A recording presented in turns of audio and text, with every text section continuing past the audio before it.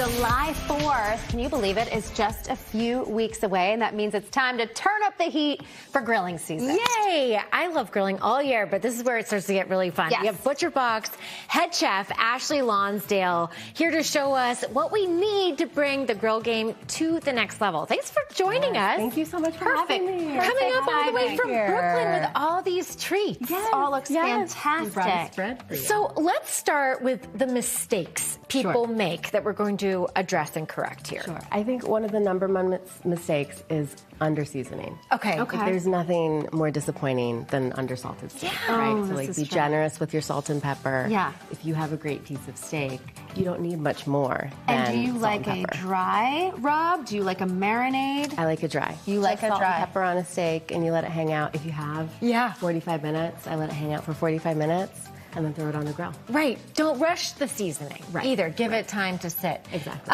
So you've brought some pro tools here that are really easy additions to the home kitchen, the home grilling kitchen. Should we start down here? Absolutely. Yes. So I think such a great tool to gain a little bit more confidence is the Thermapen. It's an instant read thermometer. Yeah. And for those beginning to grill, it's just great to have that extra bit of confidence to know that you're hitting the internal temperature that you want to get to. I think so many of us are tempted to get in there and start cutting to see, but then you're releasing all the moisture and all the good stuff. Or you're feeling your cheek, you're feeling your palm, and like such a having guessing that game. assurance. So when it comes, this is beautiful steak.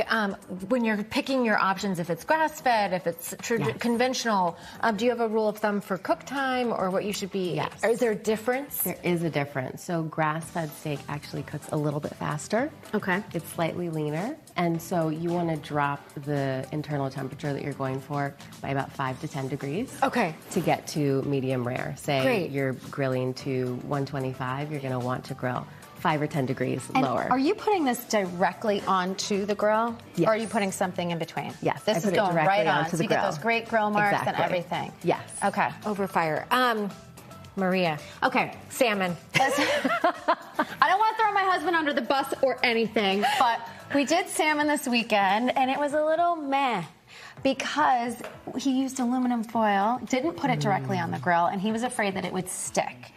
What is your key? You've been here before. I've seen this in a marriage before. And I'm like, you're the grill man. Yeah. So how do we get this? Salmon does have a tendency to want to stick. So how do you keep that from sticking? Yeah, so one of the best tips is to preheat your grill. Okay. And make sure those grates are really, really hot. Okay. And you can oil the grates before you put the salmon on.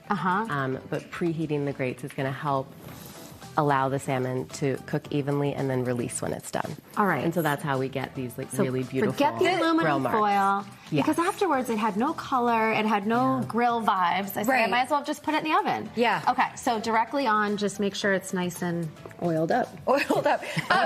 Visually, this looks like salmon grilled perfection. Perfect. You've basted it a little bit here. So this is a sticky molasses mustard glaze. Ooh, okay. And so once the salmon is grilled, this is a great tool for basting. You can just brush it on, and I love grill brushes because it's easy for pork ribs. If you have something that's on there for a long time, it's just easy to evenly distribute the sauce. And then grill brush is silicone as opposed to like a natural fiber that would burn. Yeah, Very very so good. much easier to clean. And I heard you say you added the sauce at the after. So you're not burning it. Yes, good call. Yeah, okay. Exactly. Wings.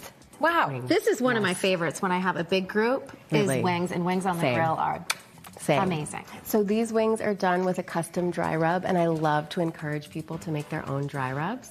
As a base, I do equal parts salt, something sweet, so we have brown sugar here, and smoked paprika, and then you can kind of go from there. Yeah. Ooh. These have allspice, they have ancho chili powder. Is this your little secret seasoning? I like Straight from that. Brooklyn? Now, if you were to do a marinade, I like to marinate mine. yes. Can you put it directly on the grill? Absolutely. Okay, and it'll be fine. Yes. Okay. Yeah. I like that. I love the one nervous about putting things ratio on. too. So really having that freedom as the home cook to figure out what you want your statement spice to be is nice. Exactly. And then look awesome. these look amazing. You Is can this a take steak a bite sandwich? if you'd like. Okay. I mean, I don't know. This might be tough for TV, but I'm going to give it a shot. No pressure, no pressure. It is lunchtime. But you have acidity in here with this nice meaty kind of steak. So one of my favorite sides when I'm grilling is pickled things. It's a big bite. Substantial. It's a big bite. But it's good. Wow. And I love using... No regrets.